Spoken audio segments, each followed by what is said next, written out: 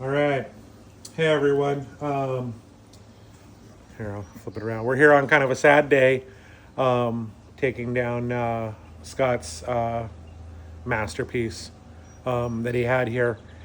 Um, Unfortunately, after a couple of weeks of no one being here, there's some maintenance that was lacking. I spent about 4 hours going through and doing my best to do a quick scrape on some glass, uh, as well as trying to take care of some of the cyano that was kind of growing on here. But I think it's important to document this because Scott was a thinking man, a planning man, and he had a vision. Within about an hour, our club, the Pacific Northwest Marine Aquarium Society, through Scott's trust, will begin disassembling this and getting these animals to good homes. But let's do one last walkthrough together for those of you who knew Scott and kind of followed along on his tank journey, some of his Wednesday night chats. While he probably wouldn't like people to see his tanks in this condition, he certainly was a man who liked to share. So we'll go ahead and kind of do this now. So this first tank that I'm showing you is the Cade Peninsula that he had most recently set up just about a month and a half ago. And his intent for this tank was to have this be a fish-only system. He really had a love of larger angels, but those were things that might not have been compatible with his coral reefs. In here right now, I see a blue hippo. There's a little convict tang. There's a little guy in here that I think might be a juvenile white-tailed bristletooth. Unsure. And then the lights just came on, so things aren't really out yet. But minimal corals in here. Little leather, some GSP. But this was to be a really nice room divider. In terms of outside of the tank, Scott was big into aesthetics. He built this full canopy. Did all this millwork himself right in his garage to really make this a statement piece.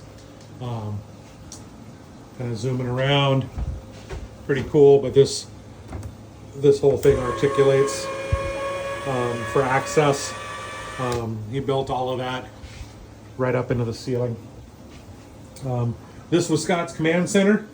I joked with him the first time I saw this set up about a year ago that he had built himself the world's most perfect office, because everywhere he looked, it was either going to be out the window to the river in his beautiful yard or tanks in all directions.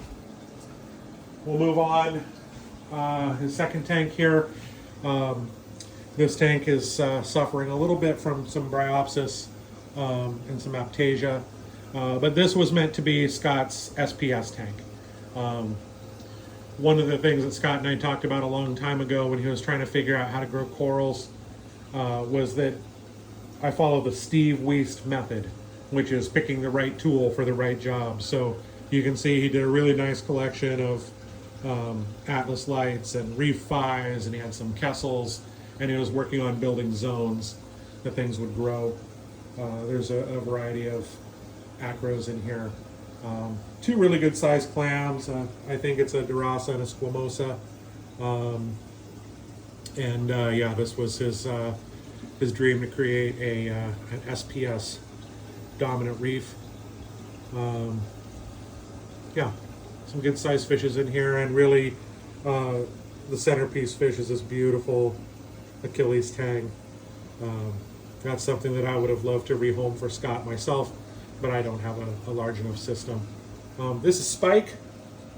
Spike's was with Scott for 4 or 5 years, a beloved fish, and we found a good home for Spike. On to the next section on his wall of reefing.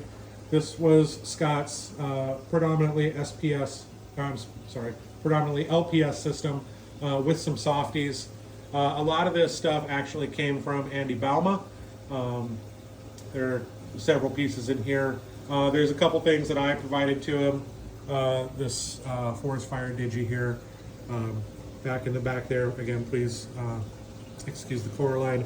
That's a Jake Adams crystal experiment that he picked up from me at our club Christmas party a couple years ago.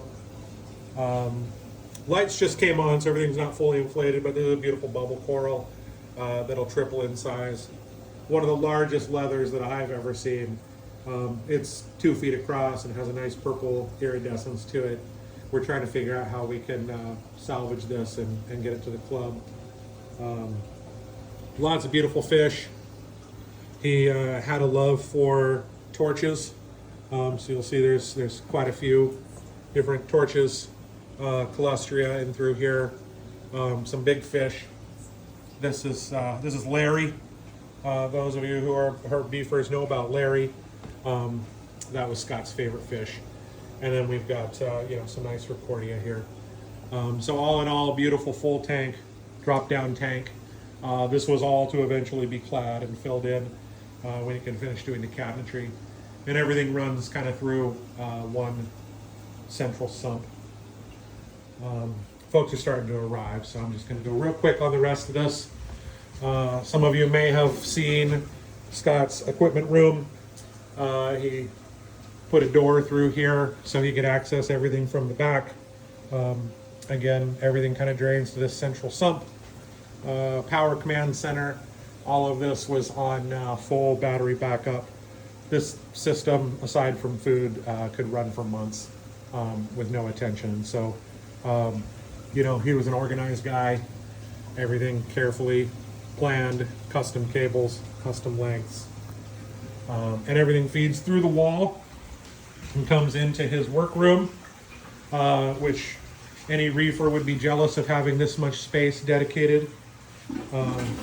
Organized guy, test kits, everything, different tools, chemicals.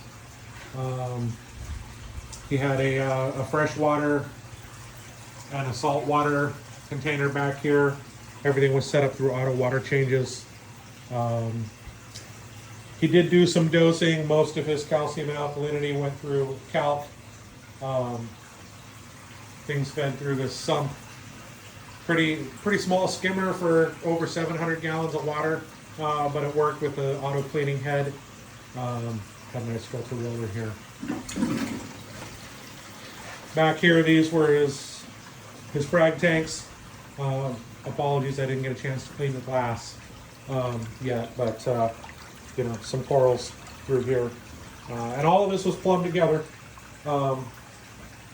Scott had some good sized UV running, and again everything automated. As we work today to try to get stuff shut down, our primary thing is going to be trying to figure out just what we have to turn off and in what order, so that we can get these tanks dry today and get the livestock somewhere else. So, hopefully that's helpful to anyone who had any outstanding questions. People who knew Scott, people who love Scott. As I said, he would have loved to have shared this with some folks, maybe not in this condition, but we do what we can. Thanks everyone from the club and from the Reef Beef group for your support and your positive thoughts about Scott. We'll keep people updated as we can. But this is the Colson Reef signing off.